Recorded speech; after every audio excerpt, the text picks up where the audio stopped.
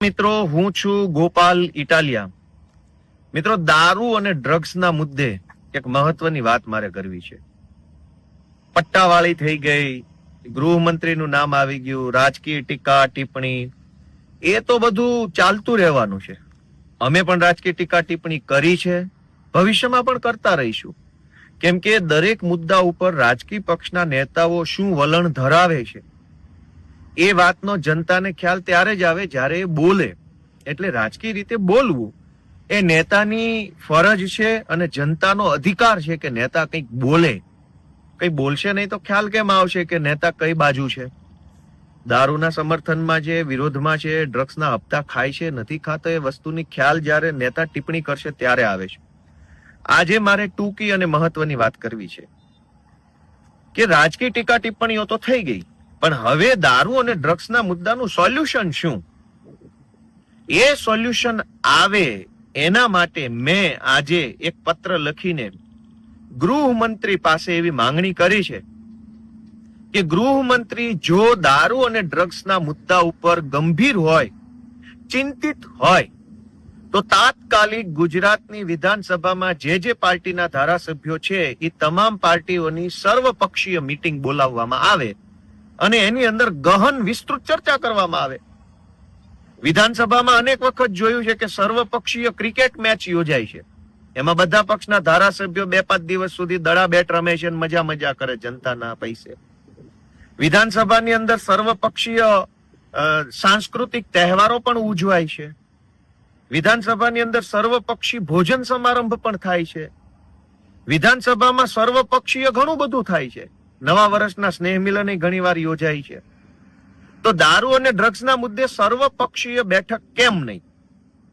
તો મેં પત્ર લખ્યો છે, આજે ઈમેલ કર્યો છે અને માંગણી કરી છે કે રાજકીય ટીકા ટિપ્પણી તો ઠીક છે, કરતા આવ્યા છે બધા જ પાર્ટીના નેતાઓને, ભવિષ્યમાં કરતા રહેશે.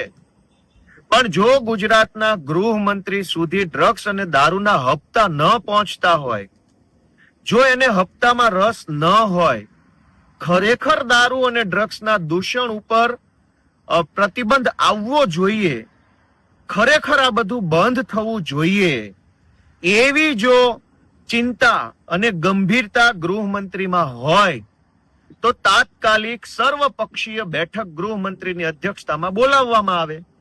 એમાં બધી પાર્ટીનું ડેલિગેશન જશે, સૂચન આપશે, રજૂઆત આપશે, સંવાદ કરશે અને મીટિંગના અંતે જે સર્વસંમતિ થાય દારૂ અને ડ્રગ્સના પ્રતિબંધ બાબતે, એ બાબત ગુજરાતની વિધાનસભાનું ફેબ્રુઆરીનું જે સત્ર આવવાનું છે એની અંદર મૂકવામાં આવે. મિત્રો, એવી બાબતની રજૂઆત અમારે કરવાની થાય છે દારૂ અને ડ્રગ્સના મુદ્દે કે જે વિસ્તારમાંથી દારૂ પકડાય મોટા જથ્થામાં, એ વિસ્તારના જવાબદાર સરકારી અધિકારીઓ ઉપર પણ એફઆઈઆર થવી જોઈએ. કેમ ન થવી જોઈએ? થવી જોઈએ. અથવા તો એ વિસ્તારના રાજકીય માણસોની જવાબદારી પણ ફિક્સ કરવી જોઈએ. કેમ ન કરવી જોઈએ? સરપંચ, તાલુકા સભ્ય, જિલ્લા સભ્ય, નગરપાલિકાના કોર્પોરેટર, મહાનગરના કોર્પોરેટર, ધારાસભ્ય અને સાંસદ સભ્ય, આટલા લોકોની જવાબદારી પણ કાયદામાં ફિક્સ કરવી જોઈએ. જે વિસ્તારમાંથી દારૂ ભરપૂર માત્રામાં પકડાય, એ વિસ્તારના રાજકીય વ્યક્તિઓ, એ વિસ્તારના સરકારી નોકરિયાતો, બધાની જવાબદારી ફિક્સ થાય એવો કંઈક કાયદો બનાવવો જોઈએ. અથવા તો જનતાના હાથમાં કેટલીક સત્તા આપવી જોઈએ. કાયદામાં સુધારો કરી અને જનતા રેડનું પ્રોવિઝન કરવું જોઈએ કે 10 લોકો મળીને જો જનતા રેડ કરવા માંગતા હોય તો તાત્કાલિક 10 લોકો ઓનલાઈન રજીસ્ટ્રેશન કરાવી શકે કે અમે આ ચંદુભાઈ, રમેશભાઈ, મગનભાઈ, છગનભાઈ નામના 10 લોકો જનતા રેડ કરવા ઈચ્છીએ છીએ. ખાલી નામ સરનામાની વિગતથી રજીસ્ટ્રેશન કરાવવાનું. પછી ગુજરાતના કયા અડ્ડા ઉપર ક્યાં રેડ પાડે છે એ જણાવવાનું નહીં, પણ એને ઓટોમેટિક રજીસ્ટ્રેશન કરાવવા માત્રથી એ 10 લોકોને જનતા રેડ કરવાનું લાયસન્સ મળ્યું છે એવું સરકાર માની લેશે, પછી એ 10 લોકો ક્યાંય પણ રેડ પાડી શકશે.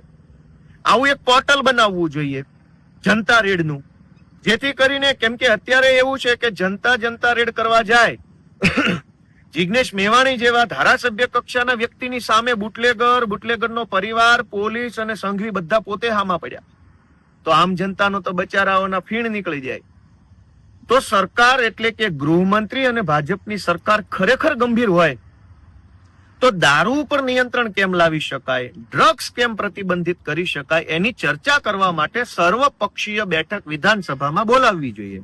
મીટિંગ, મેરેથોન મીટિંગ, સવારના 10 થી સાંજના 5 સુધી સળંગ ચર્ચા કરો, મંથન કરો કે દારૂ અને ડ્રગ્સના કાયદામાં શું શું સુધારો કરવા જેવું છે અથવા વધારો કે ઘટાડો શું કરવા જેવો છે. પોલીસ જે દારૂ અને ડ્રગ્સના કેસની તપાસ કરે છે એ પ્રોસેસની અંદર શું સુધારો વધારો કરવાની જરૂર છે અથવા દારૂ ડ્રગ્સના આરોપીઓને જે જામીન મળે છે કે એને જે કઈ કોર્ટ પ્રક્રિયા છે એમાં શું સુધારો વધારો કરવા જેવું છે. આ બધા જ વિષયો ઉપર સર્વપક્ષીય બેઠક કેમ ન થવી જોઈએ. તો મેં ગુજરાતની સરકારના ગૃહમંત્રી ને વિનંતી કરી છે કે જો તમે ખરેખર ગંભીર જ હોવ, તમને ખરેખર ગુજરાતમાંથી દારૂ ડ્રગ્સ નાબૂદ કરવું છે, તો જેમ સર્વપક્ષીય ક્રિકેટ મેચનું આયોજન વિધાનસભામાં થાય છે એમ સર્વપક્ષીય દારૂ ડ્રગ્સ નિયંત્રણ મીટિંગ બોલાવવામાં આવે. આ મેં રજૂઆત કરી છે. હું ગુજરાતની જનતાને, ભાજપના બધા કાર્યકર્તાને વિનંતી કરું છું કે ભાઈ સાહેબ બાપા, ભાજપના કાર્યકર્તા તો હશો પણ ગુજરાતની જનતા દારૂ ને ડ્રગ્સના દૂષણમાં તમારી નજર સામે હોમાઈ રહી છે એ તો તમને દેખાતું તો હશે જ ને. તમે તમારી સરકારને વિનંતી કરો, તમારી સરકારનું, તમારા નેતાનું ધ્યાન દોરો કે બોલાવે સર્વપક્ષીય મીટિંગ અને એમાં બધા ભેગા મળીને ચર્ચા કરશું. જેમ બધા ભેગા મળીને દડો બેટ રમે છે.